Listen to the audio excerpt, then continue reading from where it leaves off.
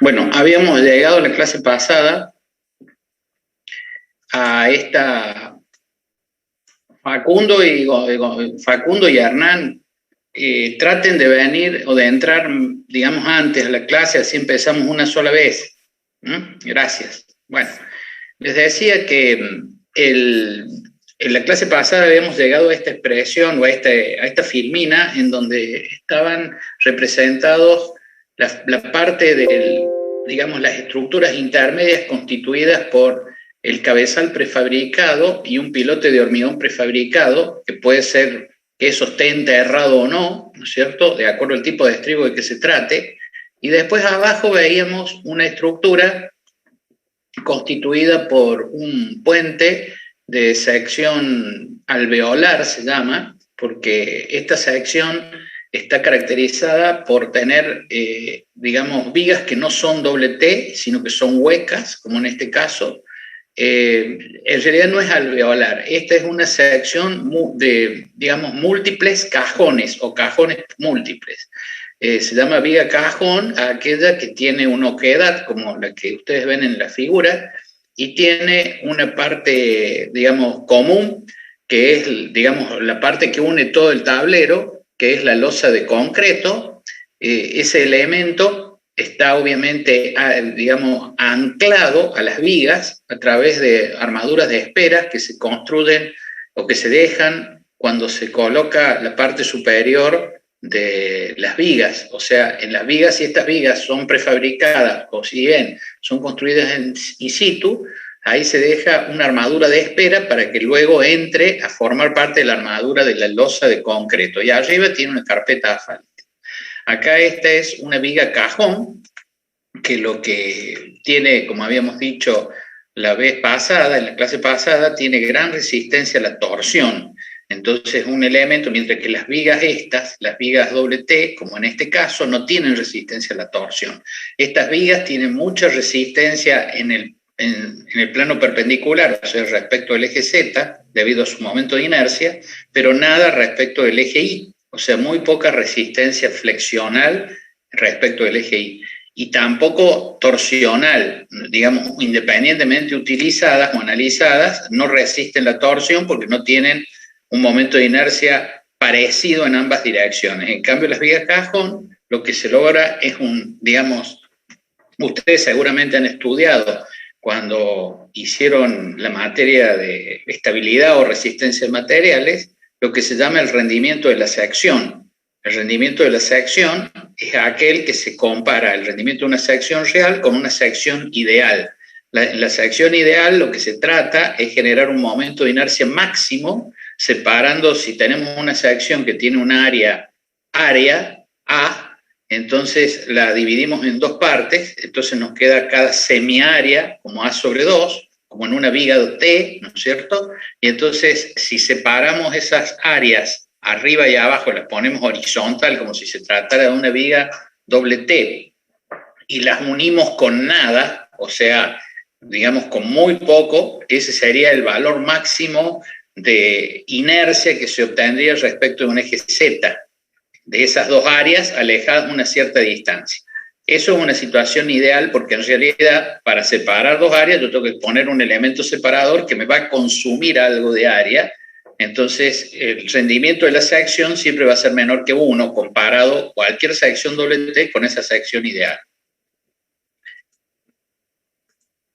Bueno, decimos que esta parte nos interesa, no sé por qué no puedo pasar las diapositivas, no sé qué problema hay, vamos a ver, en todo caso las dejo, a ver, voy a sacar el puntero. Profe, una pregunta. Sí, la escucho. Profe, ¿me escucha? ¿Usted va a grabar las clases? No, ustedes vienen a la clase y la tienen, y después van a tener las transparencias, el PowerPoint lo van a tener subido, y ya les voy a explicar el apunte y de dónde van a estudiar. Gracias. Las clases, yo no las grabo porque otras veces que las he grabado ha sido para problemas, o sea, problemas en el sentido de que hay alumnos que creen que con ver las clases, pueden aprobar la materia libre y eso se complica, ¿no es cierto?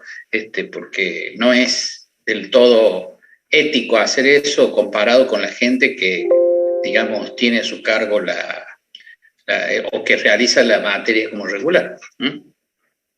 Nosotros queremos, en la medida de lo posible, estamos instrumentando desde el departamento y desde la cátedra todos los recursos y medios para que ustedes tengan acceso al conocimiento de esta manera, como lo estamos haciendo, con un esfuerzo muy grande, porque nadie de nosotros es experto en estas cosas.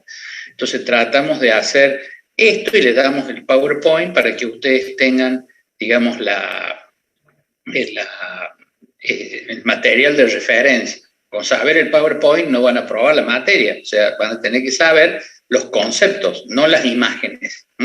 Los conceptos es lo que yo digo, así que lo más lógico es que vayan tomando nota. Además, yo cada clase la hago diferente. La clase de este año respecto del año pasado o del anteaño, que era presencial, también son distintos. Y vamos digamos, incorporando temas, sobre todo desde el punto de vista práctico. Nosotros vamos a estudiar en algún momento, cuando ya tengamos más conocimientos, por ejemplo, vamos a comentar la memoria de cálculo de un puente, que es distinta a la memoria de cálculo del puente que se dio antes. Bueno, las estructuras intermedias. Entonces, hemos visto la superestructura. Acá dice estructuras intermedias.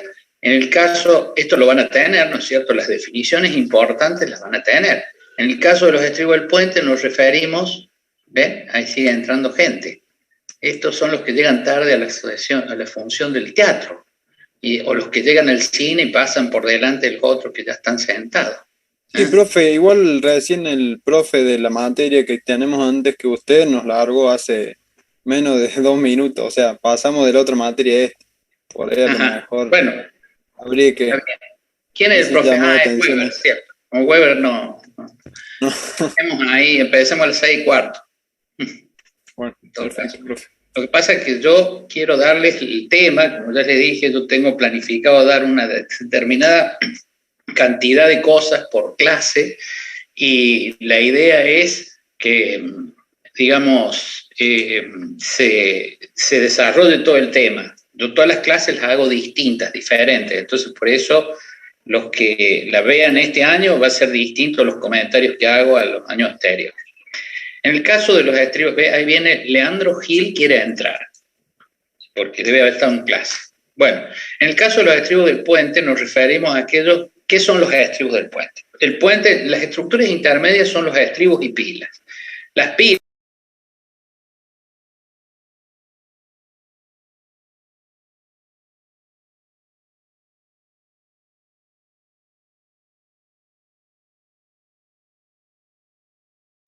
son los elementos intermedios en todo un tema en los puentes, porque generalmente no solamente tienen la función de ser el apoyo extremo de la superestructura, es decir, proveer de la reacción necesaria al puente, sino que además se trabajan como muros de contención para el terraplén de los accesos.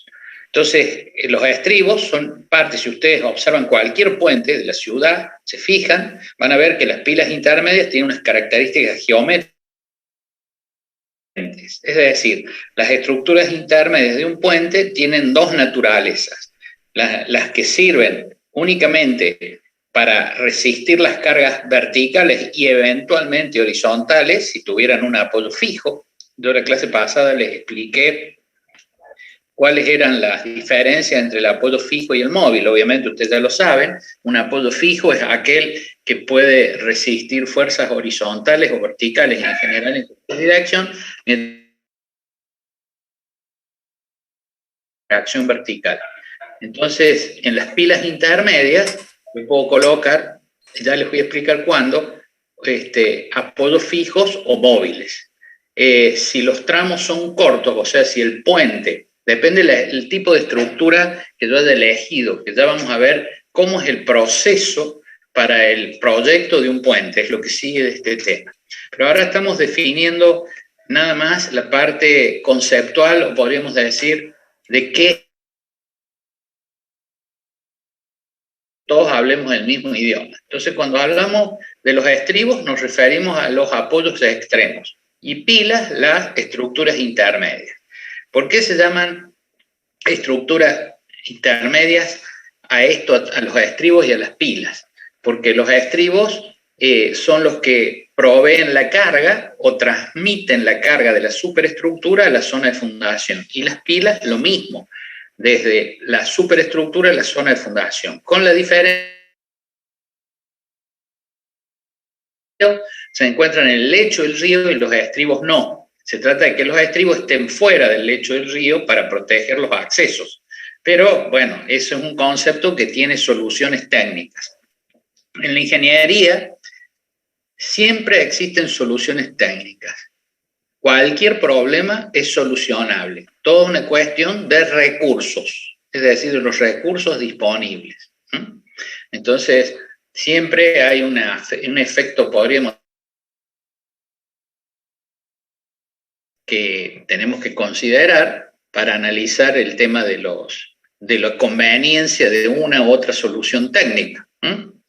Nosotros vamos a decir que en general los elementos estructurales, digamos, se definen en función de los presupuestos disponibles, ¿no? No es lo mismo construir un puente colgante que un puente simplemente apoyado. Y entonces generalmente en nuestro medio, las estructuras, digamos, lo que constituye el tablero del puente, se trata de estructuras isostáticas o a lo sumo hiperestáticas, pero como vigas continuas. No se utilizan pórticos en los puentes urbanos. Generalmente se trata de vigas simplemente apoyadas o vigas continuas. Y en otro tipo de estructura ya más elaborada, como son los puentes del elemento estructural del tablero. Es decir, que básicamente pueden ser vigas simplemente apoyadas o vigas continuas. Ustedes saben que la viga continua, ¿no es cierto?, es un elemento hiperestático. Entonces, por ejemplo, puede tener un apoyo fijo y distintos apoyos móviles, ¿no es cierto? Entonces, una viga continua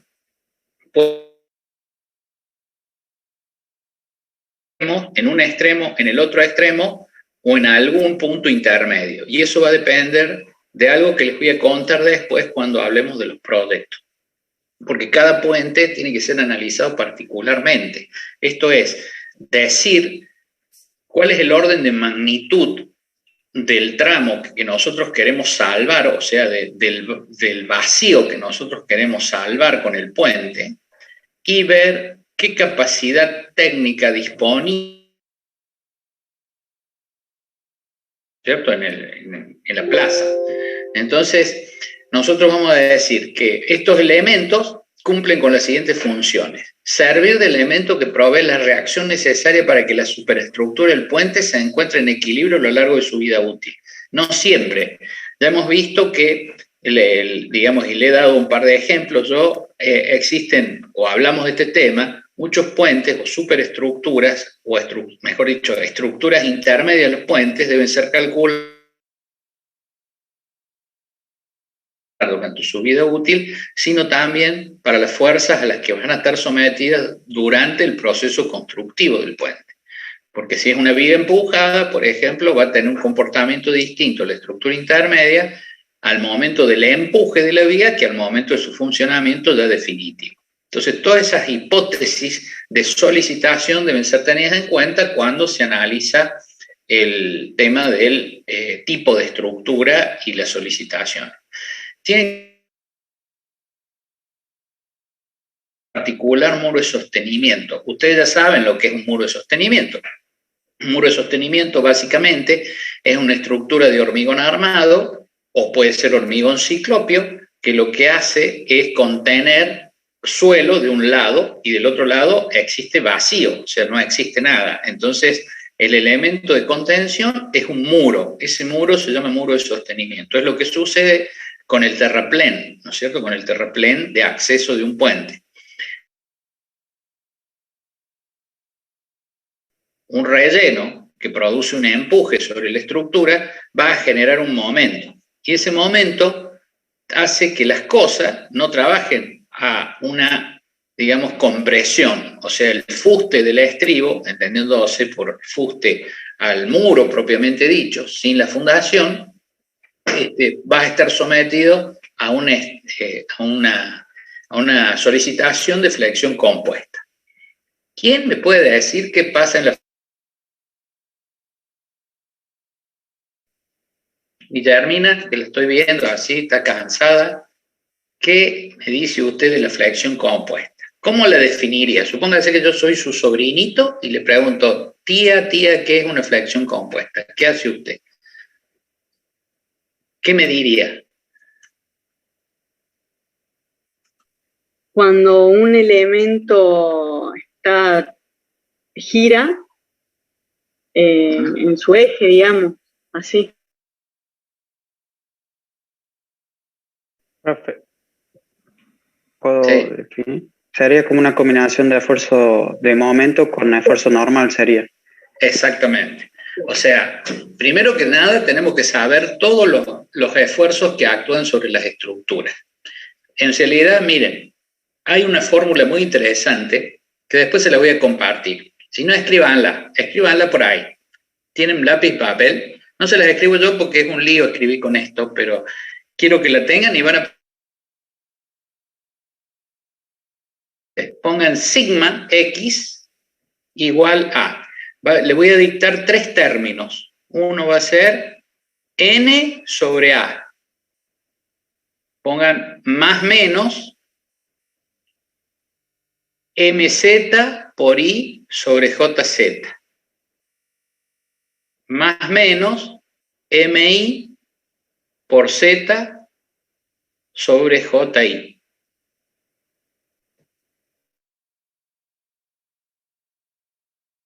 Esa fórmula. Esa es la fórmula de una flexión compuesta oblicua. Flexión compuesta oblicua. Anoten, flexión compuesta. Es la madre de todas las fórmulas que nos permiten calcular las tensiones normales que existen en una pieza sometida a una flexión compuesta oblicua. ¿Cuándo tengo una flexión compuesta oblicua? Como dijo Fabricio, tengo una flexión compuesta cuando tengo un esfuerzo de corte y un momento. Flexión compuesta recta. ¿Por qué? Porque se considera que el momento flector actuante coincide con uno de los ejes de simetría de la sección. Cuando la dirección de la cúpula flectora, ¿saben lo que es la cúpula flectora? Es ese vector curvo que está en un plano, ¿no es cierto? Un vector curvo. Está en un plano, el vector curvo que representa el momento puede estar en el plano, digamos, el plano de solicitación puede ser vertical y horizontal. Entonces el vector momento, que es perpendicular al plano respecto del cual actúa, puede ser descompuesto en 2 momentos, uno según el eje Y y otro según el eje Z. Entonces esa fórmula que ustedes han escrito ahí tiene 3 términos.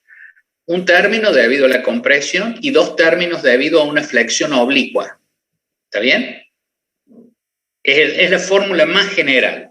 Si ustedes, es decir, tenemos flexión compuesta oblicua,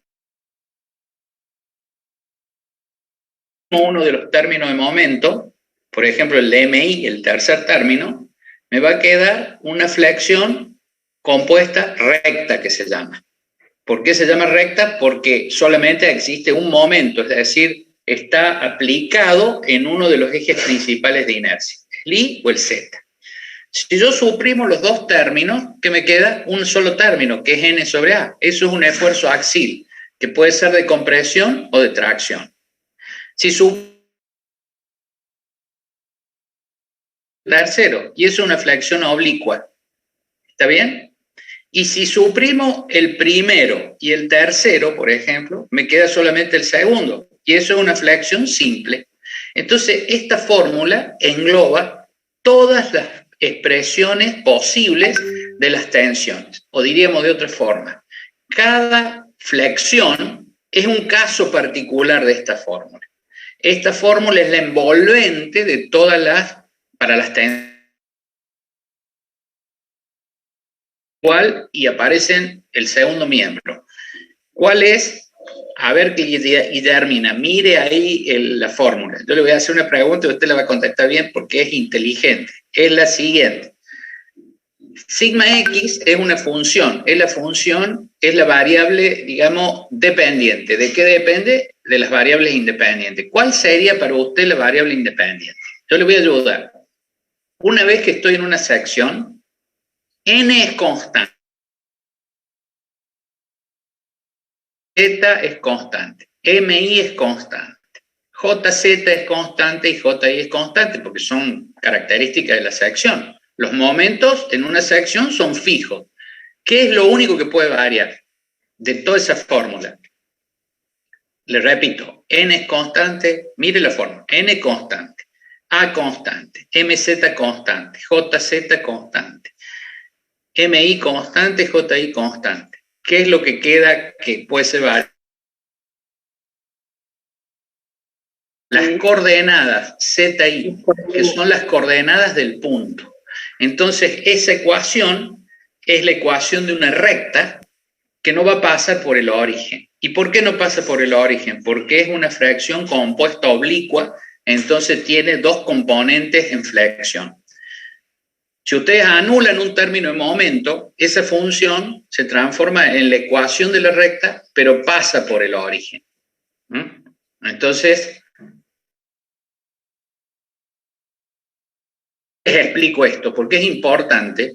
En todas las estructuras de la ingeniería civil, o en la mayor parte, lo que existe es una flexión compuesta por lo menos recta y acompañada por corte. Entonces, estas cosas ustedes las tienen que saber porque me parece que son importantes para que entendamos cómo trabajan las distintas partes de un puente. Recién les decía que los muros de sostenimiento están formados, son estructuras sometidas a una flexión compuesta. Entonces, cuando usted tiene el muro, una zapata después, la fundación directa, se la voy a dibujar para que lo vean todos. Espérese un momento.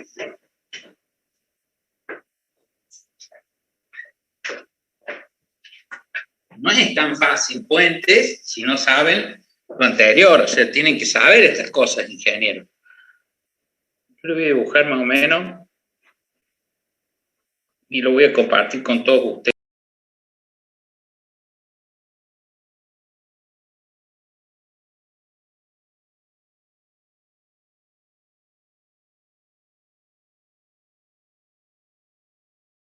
Para que lo vean. Mire, Gasoni, ¿ve esto? ¿Qué he puesto ahí? Un muro, ven, hay un vector de empuje y una altura h. Entonces, ¿qué produce? En realidad, la altura h tendría que estar hasta este punto, porque lo que voy a verificar es la sección de empotramiento, esta que rayo hay. Esa es la sección de empotramiento, fíjese. Es una fuerza, el empuje del suelo. H, el brazo de palanca. Eso me va a producir un